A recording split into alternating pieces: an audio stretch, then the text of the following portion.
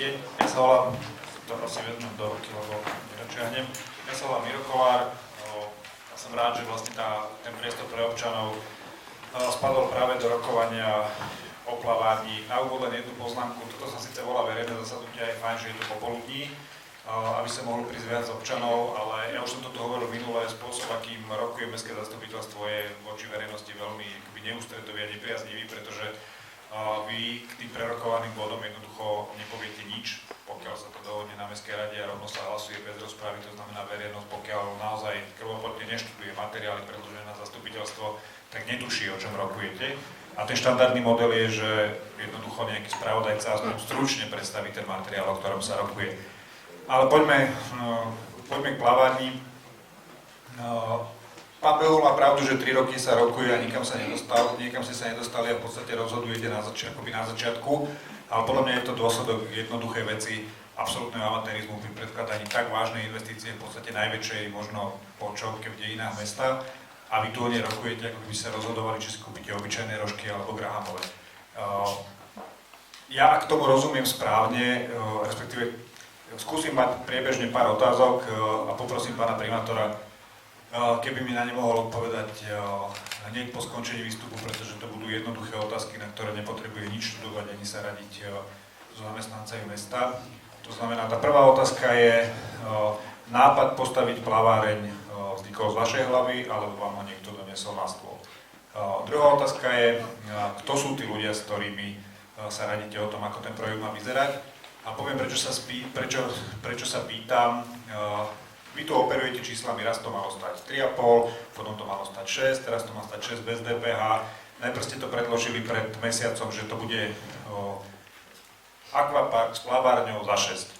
Potom vznikli nejaké 3 etapy, v rámci toho mala byť, myslím, že aj nejaká nerezová baňa do toho vonkajšieho bazéna.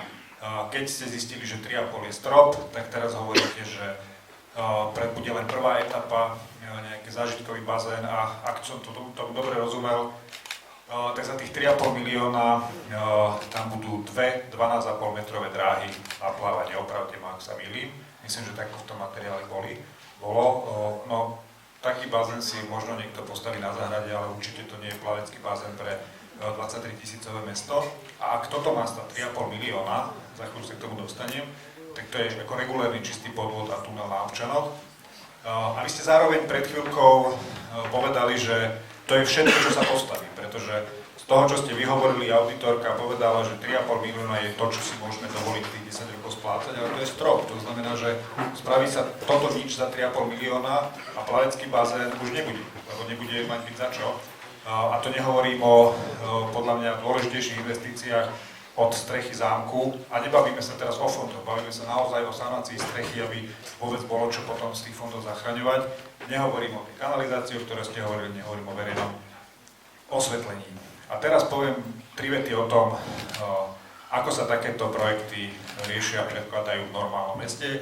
Použijem príklad bratislavskej Petržalky, kde takisto dlho riešia plaváreň, akvapark. Ten postup je pomerne jednoduchý. Je nejaký návrh projektu, je architektonická súťaž, následujú stretnutia s občanmi, na ktorých sa diskutuje a predstavuje sa ten projekt. Po vyhodnotení týchto diskusí to ide do zastupiteľstva, po dohode poslancov a po reálnom zvážení finančných možností mesta následujú výberové súťaže na projektovú dokumentáciu, následne na výstavbu. A teraz poďme k tomu projektu v Petržalke.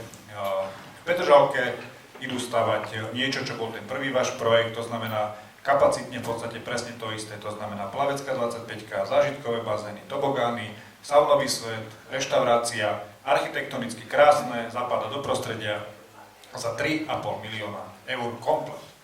To znamená, ak vám niekto hovorí, že to, čo ste vy chceli postaviť, by stálo 7 miliónov, tak buď klamu vás, alebo vyklamete nás. Lebo to je dvojnásobok. Čiže to je bod 1. To znamená, to, čo ste vy chceli postaviť tu nás za 7, v Petržalke v krajšom prevedení ako to, čo vzniká u nás, a po normálnej komunikácii s občanom postavia za polovicu, alebo ešte inak, v Petržalke by za tie peniaze postavili 2 také veci. Hej?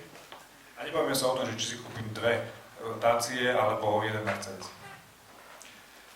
A teraz k ďalšej veci, a to je, jedna vec je investícia, to, či to mesto môže alebo nemôže splatiť. Druhá vec sú prevádzkové náklady. O tom tu ešte nikto nehovoril. Prevádzkové náklady toho porovnateľného zariadenia s rovnakou kapacitou, s rovnakými bazénmi zrátali na 40 000 eur ročne. Zároveň si samozrejme spočítali, ako by ho vedeli vyťažiť, mesačne samozrejme, to znamená takmer 500 000 ročne.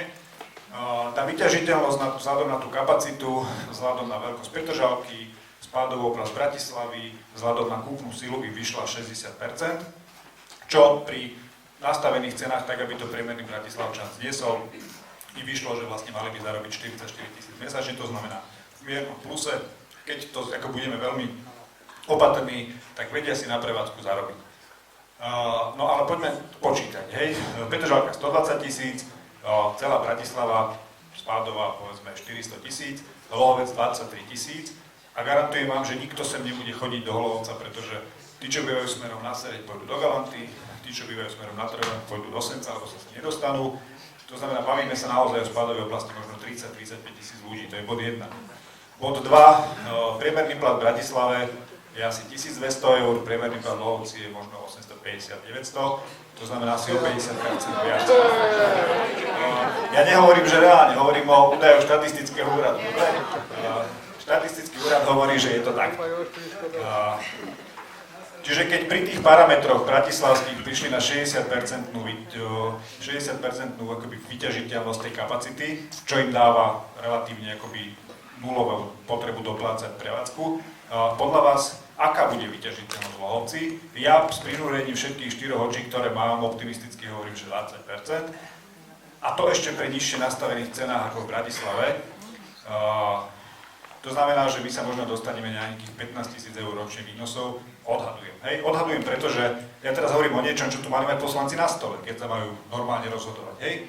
Bez týchto informácií rozhodovať takéto investície je nezodpovednosť alebo amatérizmus.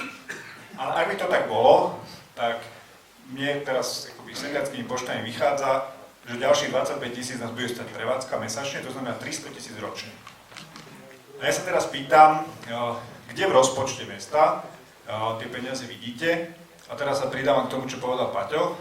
Áno, je fakt, že Slovenská republika prekročila akoby povolenú mieru deficitu a to neznamená len, že stop rezerve premiéra, stop rezerve vlády, ale to s najväčšou pravdepodobnosťou znamená aj viazanie častí príjmov z podielových daní pre mestá už v tomto roku. A teraz sa dostane k poslednej veci. Vy hovoríte, že nie sú peniaze, na vaše vlastné priority nemáte peniaze, na neprioritné veci zrazu poviete, že máme 3,5 milióna. Príklad Zámok. Teraz je tu skupina občanov, ktorá vo svojom voľnom čase na svoje náklady sa snaží s tým zámkom niečo urobiť, ale ako povedal Milo, môžete odpracovať tisícky hodín, pokiaľ tá strecha zostane v takom stave, v akom je, tak z dlhodobého hľadiska neriešia nič. Aby ste mali tú šancu ten zámok zachrániť, pri prerokovaní rozpočtu Paťo Volkmann navrhoval 250 000 v rozpočte, ktoré idú na z môjho pohľadu nie nevyhnutnú alebo až nezmyselnú rekonštrukciu jednej ulice. Navrhoval vykašľať sa tento rok na rekonštrukciu, použiť to na sanáciu zámku, napokon pokiaľ vám aj Krajský pamiatkový úrad k tomu niečo zásadné povedal, a vy ste to pred poslancami zamlčali. Vy ste túto možnosť nevyužili, vybrali ste si rekonštrukciu Vinohradskej. Prečo? To viete vy sám. Chystáte sa kvôli tomu zadlžiť 3 milióny eur mesto, napriek tomu, že ďalej chcete rozvíjať projekt plavárne. Z môjho pohľadu nelogické rozhodnutie. Darmo potom budete sa ukazovať na brigáde a podávať si s tými ľuďmi ruku. Nikto vám to neuverí. Hej? A posledná poznámka, aby som nenatiahol tých 10 minút. Súvisí to s peniazmi. Minule som sa vás tu pýtal, či nie je vaša priorita zmeniť ten stav, že z tohto mesta každý rok odchádza 130-150 ľudí. Vy ste to v tej odpovedi otočili, že veď neodchádzajú kvôli vám. No osobne nie, ale aj kvôli vám, pretože vy ste tá kľúčová osoba, ktorá akoby vytvára tvár tohto mesta.